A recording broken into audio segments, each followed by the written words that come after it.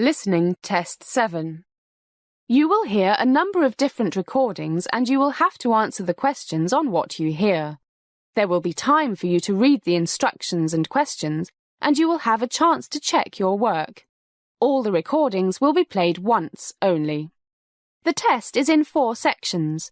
Write all your answers in the question booklet. At the end of the test, you will be given 10 minutes to transfer all your answers to an answer sheet. Now turn to Section 1. Section 1. You will hear Ms. Penny Jones being interviewed for a job by Mr. White. Look at questions 1 to 5 on the form now.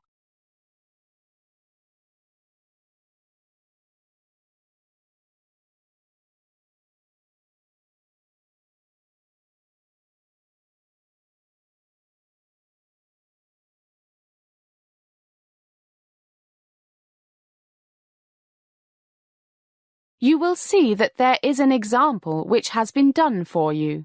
On this occasion only, the conversation relating to this will be repeated. Good morning, Miss Jones. I'm David White, our personnel manager. Good morning. Please take a seat. Thank you. Now we shall begin. You should answer the questions as you listen because you will not hear the recording a second time. First, you have another chance to look at questions 1 to 5. Listen carefully and answer questions 1 to 5. Good morning, Miss Jones. I'm David White, our personnel manager. Good morning. Please take a seat. Thank you. Well, did you manage to find us easily enough? Oh, no problem. But the traffic was terrible. I was terrified I'd be late. Well, you made it on time, so no problem.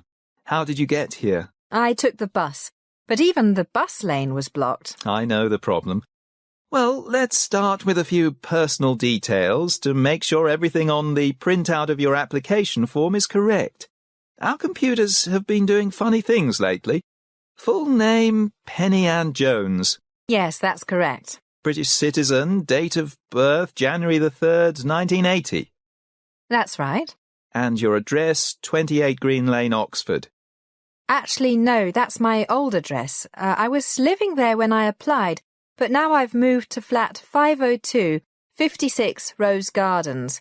But it's still in Oxford. OK, I'll just change that. Good. And is your home phone the same? Yes, 7984865. And your email, jenny27@hotmail.com? Yes, that's it. Look at questions 6 to 10.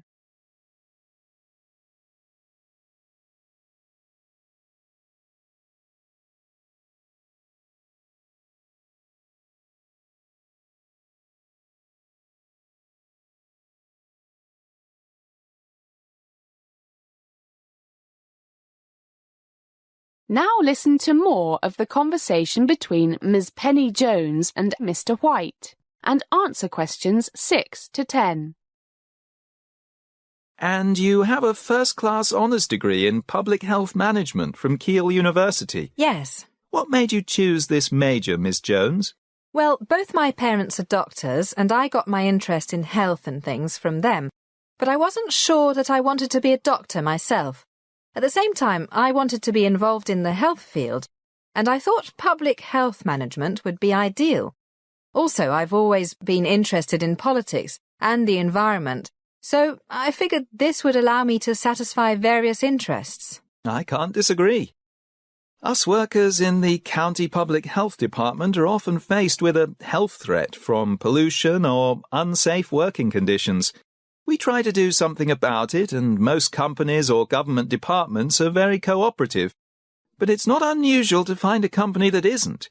They start threatening things like loss of jobs, and of course that's always a political hot potato, especially with unemployment running around 11% in the country. So, what do you think about such things, Miss Jones?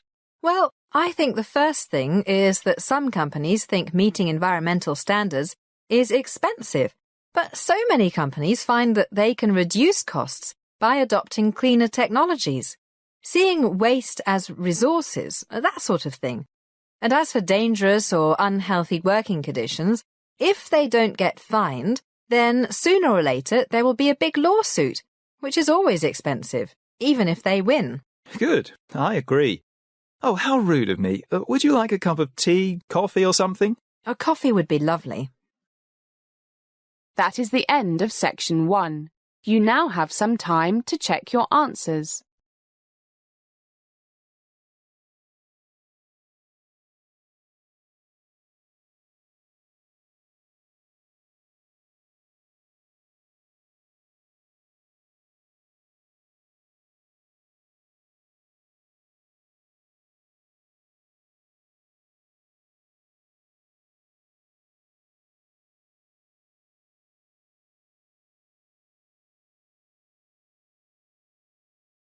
Now turn to section 2. Section 2. You are going to hear an introduction to a kindergarten. First, look at questions 11 to 16.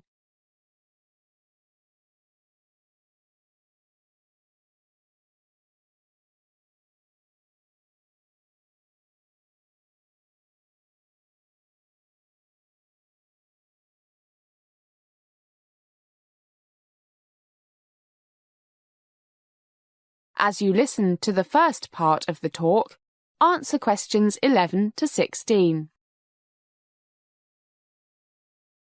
Good afternoon, everybody.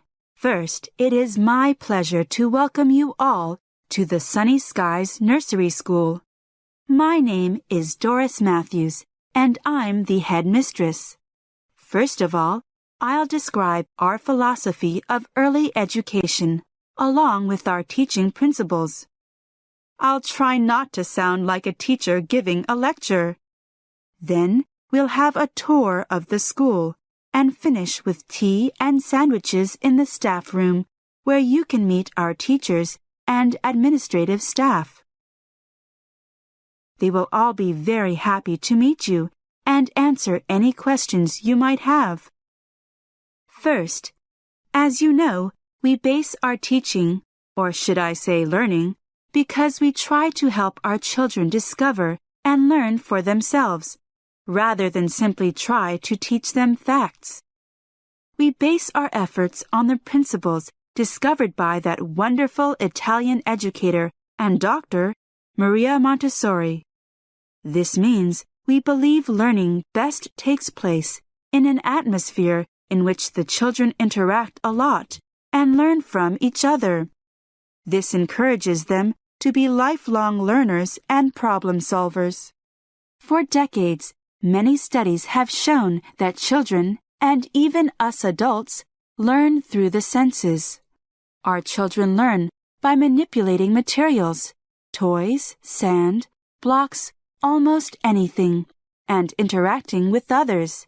They have fun as they learn, and these experiences help them to form, on their own, with of course a little bit of help from the teacher, abstract ideas. We try to cultivate the whole person, believing that the spiritual, emotional, physical, cognitive, and social interests and needs are all equally important and interdependent.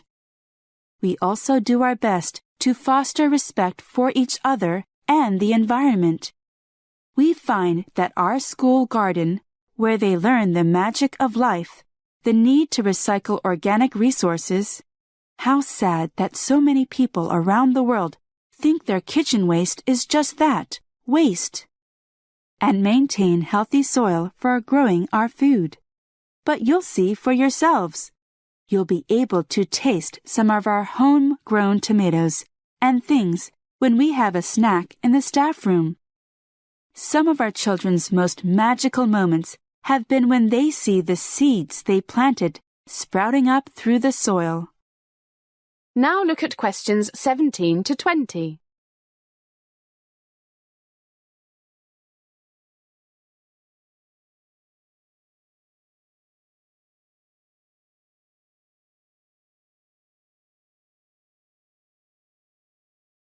As the talk continues, answer questions 17 to 20.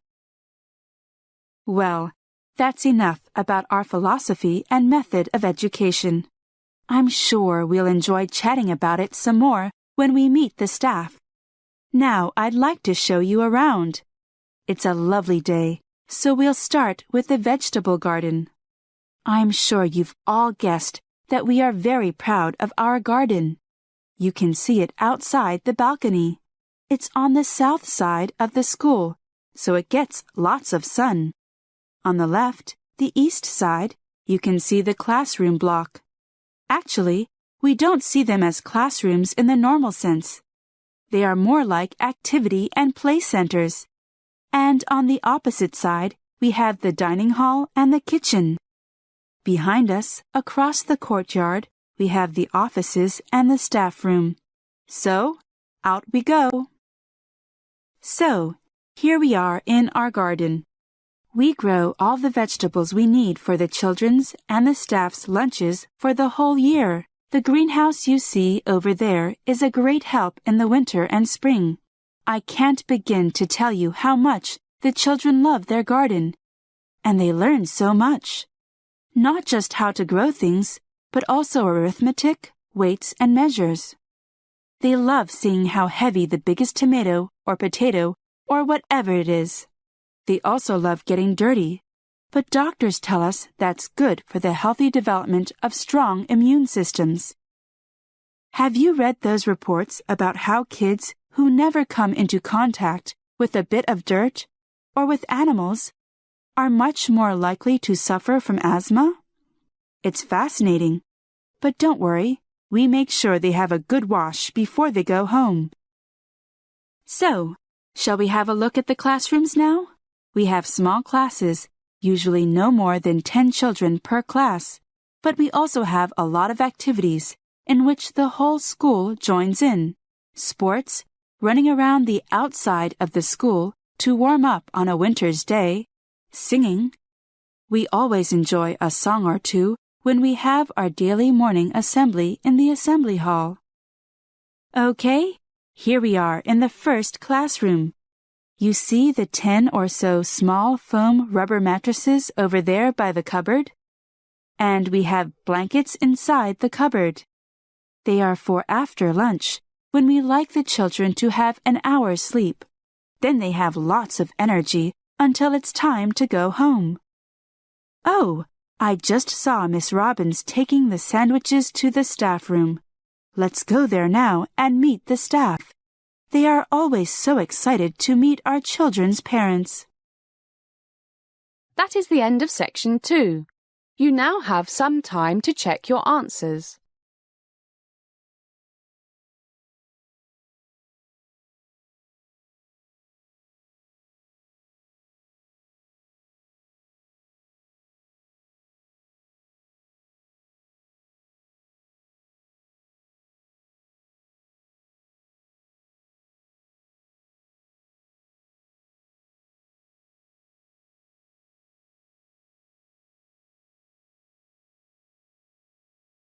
Now turn to section 3.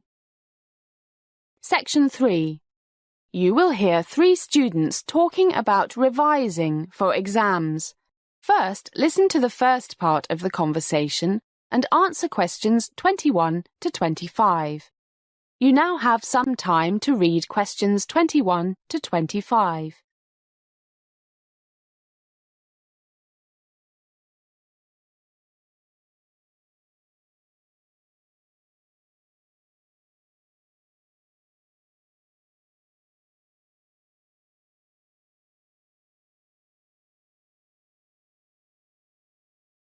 Hi, Bob. Hi, Harry. Where's Jill?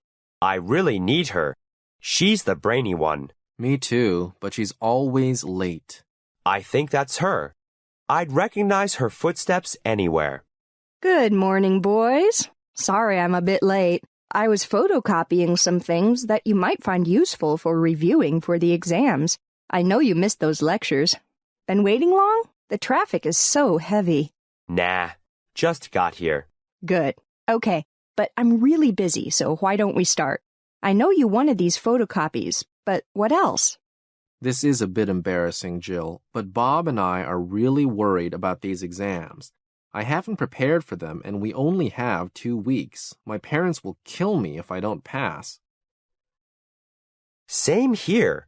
The thing is, you always do so well in exams, and, Well, we know you know a lot about studying and things, so we thought you might be able to give us a few tips. A few tips? If you both spent more time with your books and went to classes, you wouldn't need any tips. You think the bar is more important. yeah, well, but we'd be really grateful if you know. We really need your help, Jill. Okay. I know you two guys. The first thing you have to do is organize your time. You're both so disorganized, and you don't have your priorities right. Having fun is always more important. I know. But I'm really going to do what you tell us, Jill. Got no choice. Me too. I can only make a few suggestions. Really simple ones. Basic stuff. Obvious. But it's obvious you two don't have a clue. Ready for Mummy's talk? I guess so. Yeah. As the conversation continues, answer questions 26 to 30. You now have some time to read questions 26 to 30.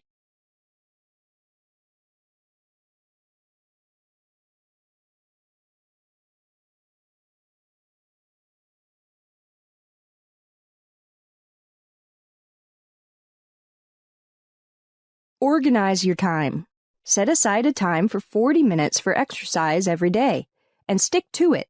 Is that too difficult? I guess not. And no going partying or to the pub every night, okay? This is sounding difficult. Okay, fail your exams, then tell your mom and dad. No, we're listening, Jill. Right. No parties or drinking for 3 weeks. Agree? Yeah, guess so. What else? As soon as I've gone, write down a timetable. Eating time, exercise time, sleeping time. We've only got 1 or 2 classes left before the exams, so most of the rest of the time you can spend reviewing, but you have to stick to it. We will. But then what? Don't try to learn or review everything in one go. And take a 5-minute break every hour. Get up and walk around. You should know all this. I suppose I do, but I never actually did it. Same here. And one last thing. For 5 or 10 minutes every hour, are you going to review together? Guess so. For the last few minutes, tell each other what you've learned in the past 40 minutes. That really helps it stick in your memory. That is the end of section 3. You now have half a minute to check your answers.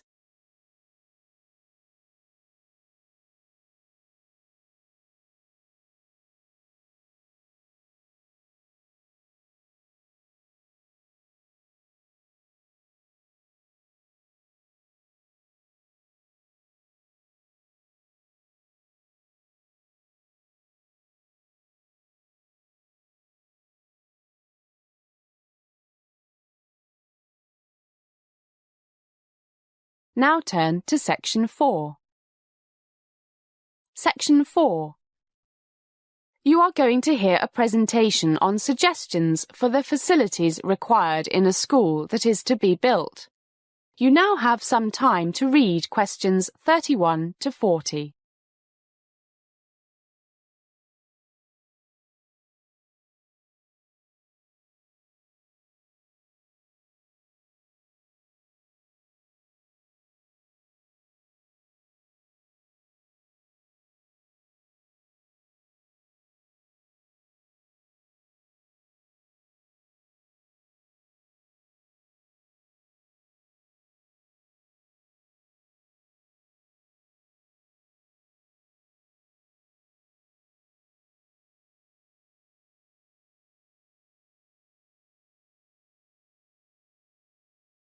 Good afternoon, members of the Green Forest Golf and Country Club, ladies and gentlemen. On behalf of the Parker Education Research Company, it is my pleasure to present you with the results of our feasibility study and recommendations for the facilities of the new private school that you are considering having built in Green Forest. First, the green light, our feasibility study. It shows that building the school makes economic sense. It would be a good investment. May I briefly explain how we came to this conclusion, how we conducted our study? There are just over 7,500 households in Green Forest and a population of 31,000. If you look at the graph on the screen, you will see that the average annual income of these households last year was £83,000 a year, which is far above the national average of £41,000.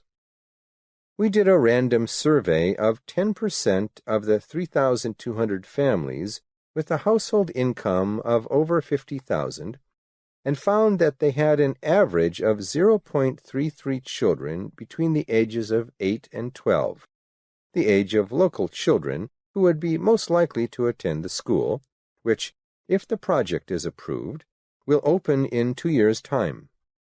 So this means there are about 1,000 children in Green Forest who will be of the right age, and with parents who could probably afford it, to attend the proposed new private school. After explaining the concept, we found that just over 1/3 of these parents are very enthusiastic about sending their children to the type of school that you have in mind. The rest were not sure or completely satisfied with the state schools. We did not do a survey in the 2 nearby towns, but seeing that they also have a high percentage of quite wealthy people, roughly the same demographics, and have no nearby top-class schools to which to send their children, we are confident that at least 50, probably near 100 pupils could be attracted from these towns as students when the school opens. This means there are at least 300 local students whose parents would be very keen on sending them to the proposed new school. This would be enough to make the school break even in the second year. As new classrooms and other facilities were added in the second and third years, especially 2 residences, one for male and one for female students from elsewhere in the country and overseas, then the economic prospects look even better. I mentioned facilities, and I know you have been discussing this a lot among yourselves. Our survey shows that there are several essential facilities that almost all the people we questioned would require before sending their children here.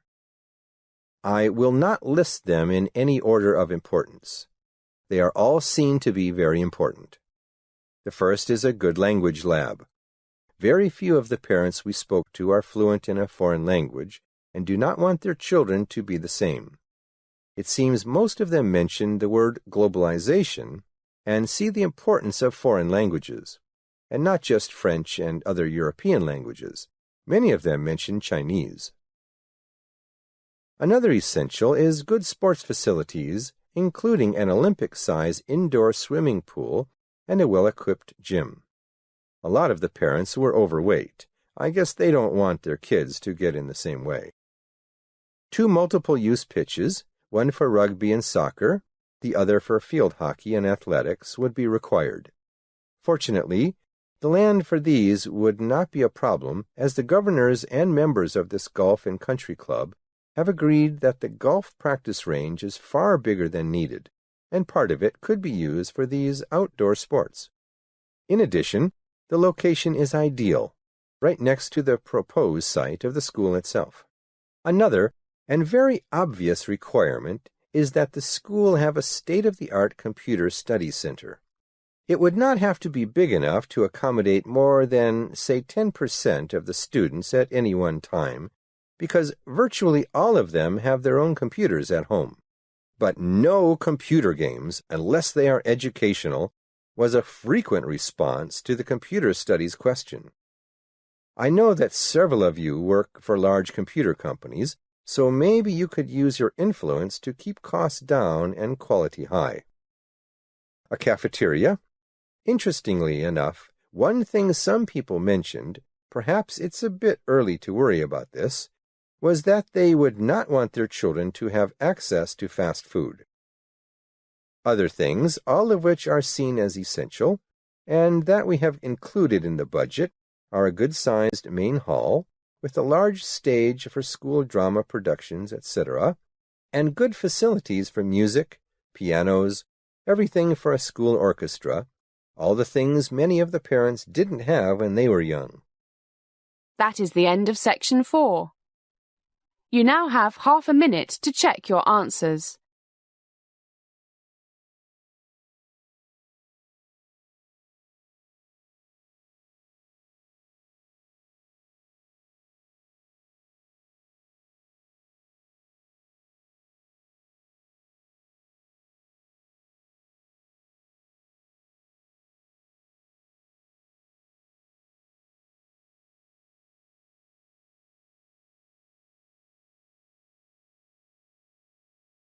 That is the end of the listening test.